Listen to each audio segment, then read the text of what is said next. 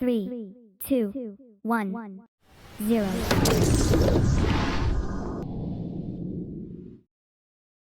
बिस्मिल्लाहिर्रहमानिर्रहीम। अस्सलाम वालेकुम नाजरीन, आज की इस वीडियो में हम हज़रत खालिद बिन वलीद की जंगों का अहवाल आपके सामने बयान करेंगे। तो दोस्तों, अगर आप हज़रत खालिद बिन वलीद की ज़िंदगी के मुतालिक जानना चाहते हैं तो इसके लिए हमने एक अलहदा से वीडियो पहले से ही अपलोड कर दी है, तो नीचे आपको डिस्क्रिप्शन में लिंक मिल जाएगा, तो आप उस पर क्लिक करके वो वीडियो भी वॉच कर सकते हैं।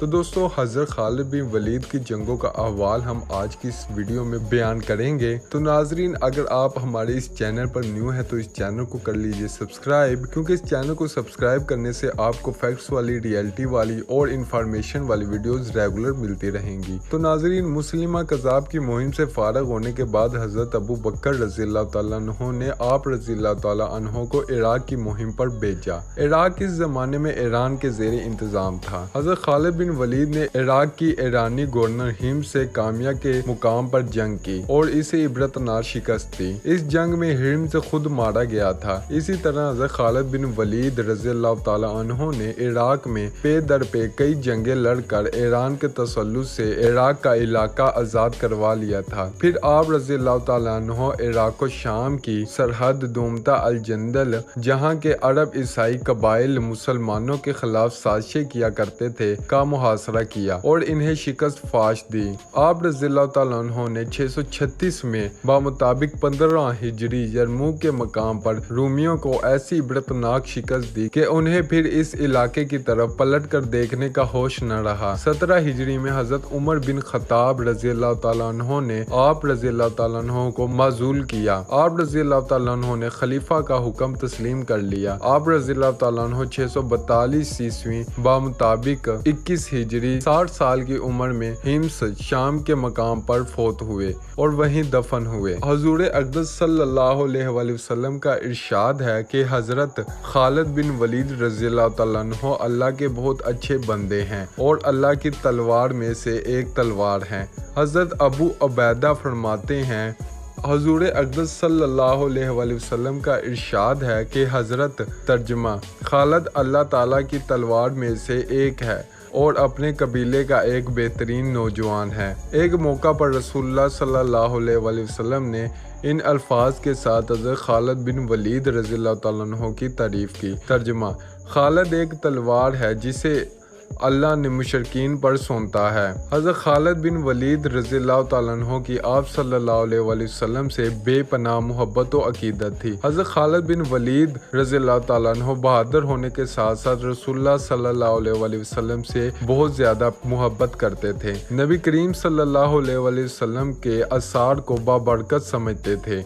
हज़रत अब्दुल रहमान बिन हारिस ने बताया कि मुझे सक्के रावियों ने बताया कि जिस दिन रसूल करीम सल्लल्लाहु अलैहि वसल्लम हजामत बनवाते तो लोग मोहब्बत और अकीदत का इजहार करते हुए आगे बढ़ते और आप सल्लल्लाहु अलैहि वसल्लम के बाल मुबारक हासिल करते। हज़रत खालिद बिन वलीद रज़ियल्लाहु तआला अन्हु ने भी रसूलुल्लाह सल्लल्लाहु अलैहि वसल्लम की पेशानी के बाल लिए और इन्हें अपनी टोपी में रख दिया। इमाम हाकिम ने मुतदरिक में बयान किया है कि हज़रत खालिद बिन वलीद की ये टोपी जंगे यरमूक में गुम हो गई। उन्होंने कहा कि इसे तलाश करो, लेकिन वो टोपी ना मिली और फिर उन्होंने दोबारा कोशिश की और फिर वो टोपी इन्हें मिल गई। वो टोपी बड़ी बोसीदा और पुरानी थी। हज़रत खालिद बिन वलीद कहते हैं कि आप सल्लल्लाहु अलैहि वसल्लम ने उम्रा किया था और अपना सर मंडवाया। लोग आप सल्लल्लाहु अलैहि वसल्लम के बाल मुबारक हासिल करने के लिए आगे बढ़े। मैंने आगे बढ़कर आप सल्लल्लाहु अलैहि वसल्लम की पेशानी के बाल हासिल किए और इन्हें अपनी टोपी में रख दिया। जब भी मैं किसी जंग में भी शरीक होता हूँ तो ये टोपी मेरे साथ होती है और मुझे अल्लाह ताला के फजल करम से फतह नसीब होती है। मस्जिद खालिद बिन वलीद। फतेह मक्का के मौके पर रसूल अकरम सल्लल्लाहु अलैहि वसल्लम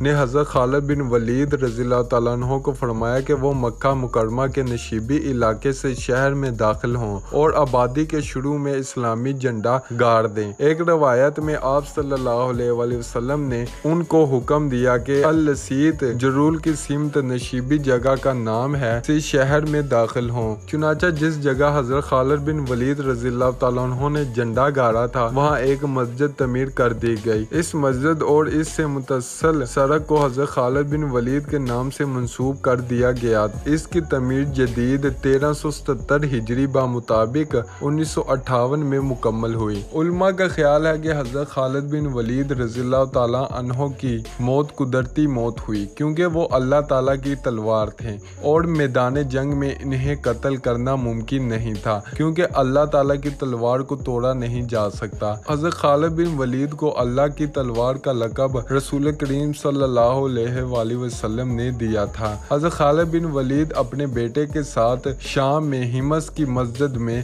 دفن ہے۔ تو ناظرین یہ تھی ہماری آج کی ویڈیو۔ تو امید کے ساتھ آپ کو ہماری آج کی ویڈیو پسند آئی ہوگی۔ تو ویڈیو پسند آئی ہے تو ویڈیو کو لائک کریں، چینل پر نیو ہے تو چینل کو سبسکرائب کریں۔ ملتے ہیں اپنی ایک اور اچھی ویڈیو کے ساتھ، تب تک کے لیے میں آپ سے اجازت چاہوں گا۔ اوکے بائے، خدا حافظ۔